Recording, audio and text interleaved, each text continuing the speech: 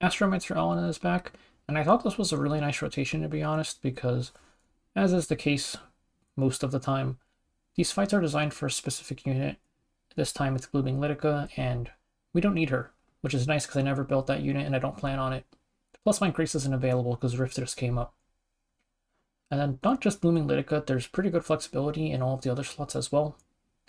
But for the fight, we need a Thief hero in the back slot. This hero should ideally have AoE on a pretty low cooldown, as well as 2 Earth Elemental heroes to meet the team requirement. We're also going to need a unit that can give themselves counterattack buff, and a lot of AoE, which is just going to come in the form of a unit with an AoE S1. So let's take a look at what everyone's using. Kayron is the best in slot DPS this time. This was started by Lusul. For the counterattack unit, there's Evelyn, Senya, ML Kayron, and Kikarat. AoE provider, I'm using Wukong. Yuna's probably the best one because Yuna has a more or less free SSS HP imprint. There's also one guy here using Bellion, but pretty much any unit with a full AoE S1 works. And then for DPS besides Kayron, you could obviously use BLidica, who this fight was made for. Achates and Ray, it's just a healer, with Ray providing an Earth Element if you're using Yuna or Bellion or a non-Earth frontline. I don't have Yuna or Ray built, so we're just going to be rolling with this. Oh, and I forgot to mention, for anybody who missed it, we do have a second Unequip event coming up. It was announced in the Merowin mail.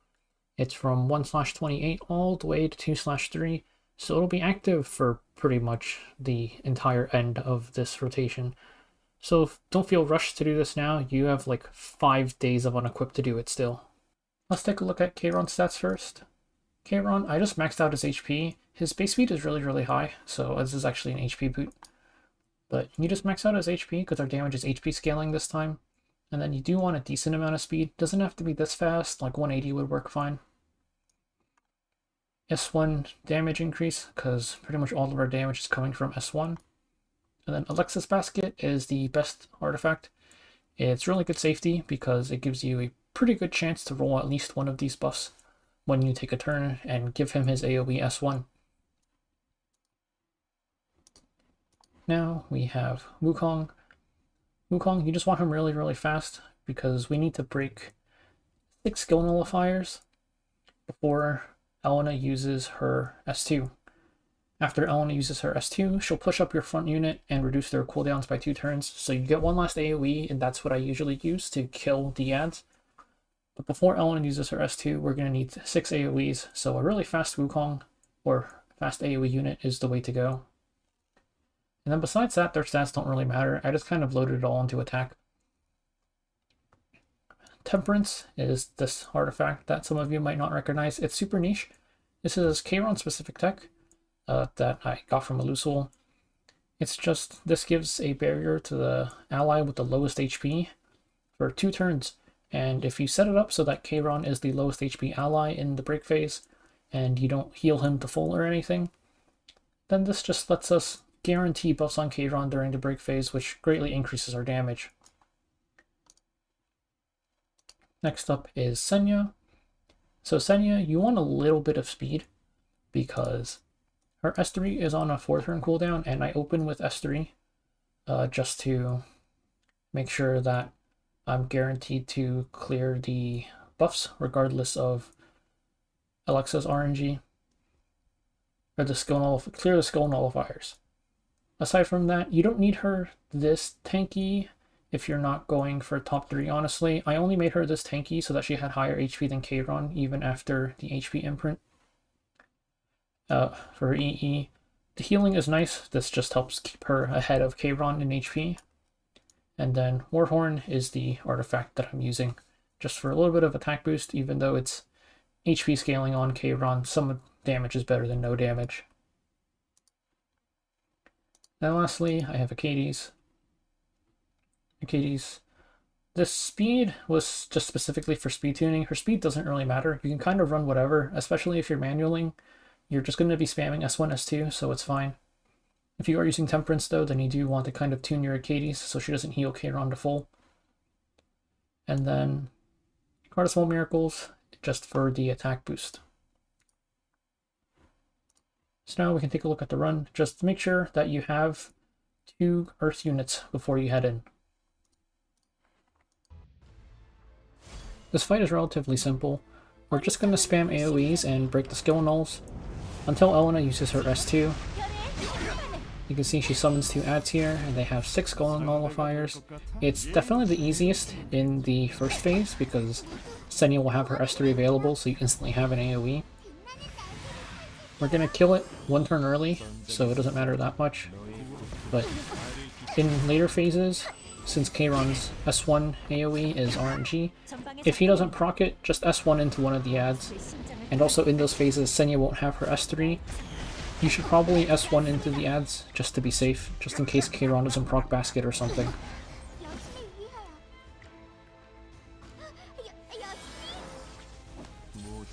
So we're just going through the fight as normal. Really good basket RNG, so we're AoEing every single turn.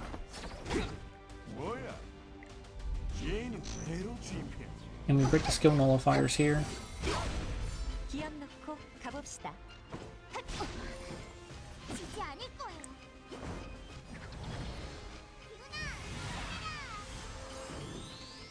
On this turn with Kayron, we're not going to S1, we're going to S3 instead, once she hits 3 ticks on her ult. This gives us 2 turns of attack buff, so we're guaranteed to start the first two turns of the break phase with a buff. Now Wukong kills the adds. This is actually 1 turn early, because Senya gets pushed up here and she gets another AoE, so that could also kill the adds. So we finished 1 turn early for killing the adds because Senya started with her S3 available. Now every time Wukong uses his AoE S1, everyone gets pushed back 60%. We proc the Gab, which doesn't actually increase our damage that much, but it's something. We're getting Achates S2 ourselves, this heals us, and now Kayron is the lowest HP member, so when Wukong uses S1, he'll get the barrier instead. And you can also see last turn, Kayron blocked blind, which is bad, because that means we hit the debuff cap and we're missing 1 ache. This lowers our damage a decent amount, but not the end of the world.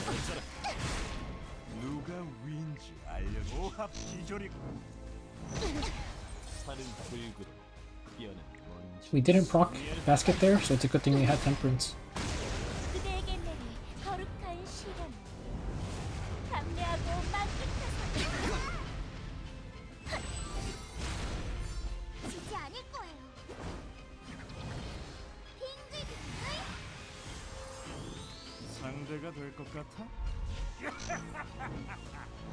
Now we're at the start of the second break phase. Same thing as normal, just spam all your AoEs. I don't do it, but you should use your Senya S1s directly on the adds to break their skill nullifiers, just in case Kayron doesn't proc a basket in a future turn or something.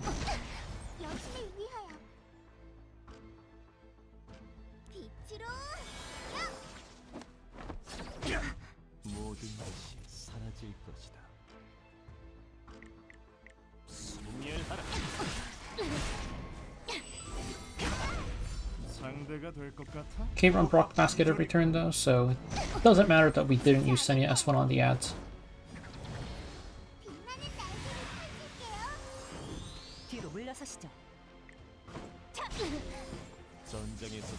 And here we got lucky and we proc Gab. We're going to S3 as usual to get the 2 turns attack buff, which is extended to the greater attack buff. Wukong breaks the final skill nullifier.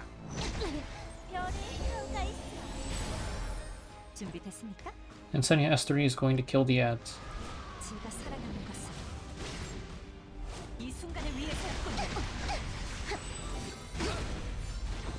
Senya counters and we're in the break phase.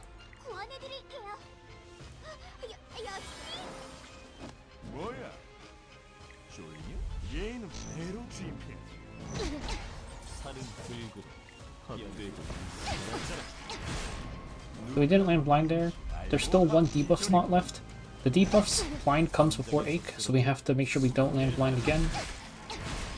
And we managed to dodge, which is good. So now we have 9 aches as opposed to 8 last time.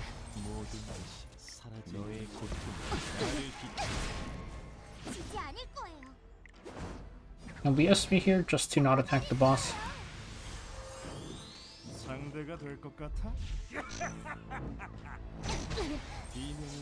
It doesn't matter that Kayron got pushed to full HP because Temperance is 2-turn barrier and he got a barrier the turn before, so even if that barrier went into somebody else, he would still have a buff.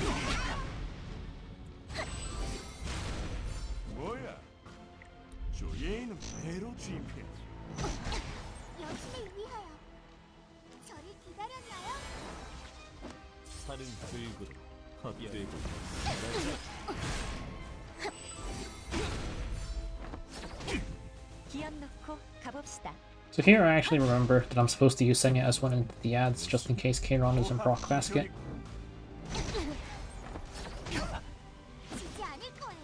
And even though Achates took an extra turn to use S2, the nice thing about this fight is since we're running 4 tanks pretty much, it's pretty much impossible to die.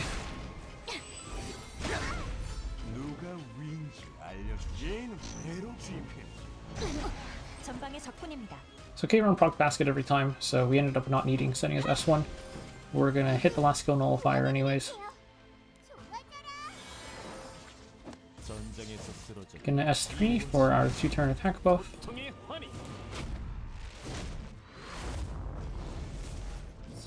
Wukong just barely cuts Elena, we're gonna kill the ads. Doesn't really matter if he cuts there or not. Same as usual, S3 with Senya.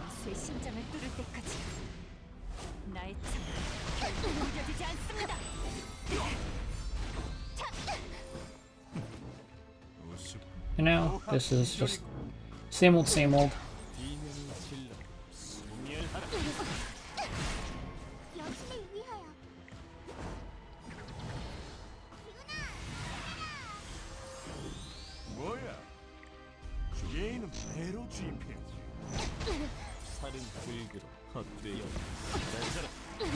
So we got unlucky there, but you can also see the blind will proc before any aches land.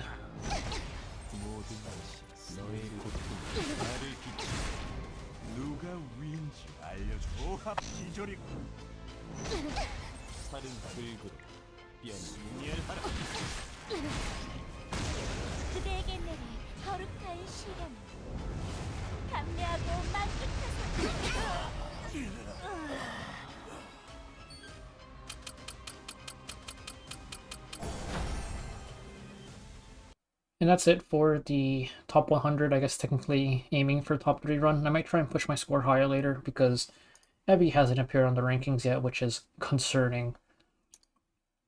Aside from that, of course, if you're not aiming for top 3, you kind of don't have to do the whole Temperance thing, and you can just rely on Alexa's RNG. The thing is I did an auto run earlier before this, and that got me into rank 20. So, of course, that'll go down as we still have a week left, but you probably don't need to try and get like an AoE on Kayron every single turn, and you should still be able to make top 100 if you have the gear for it. But good luck to anybody trying out this team, and I will see you guys in the next rotation.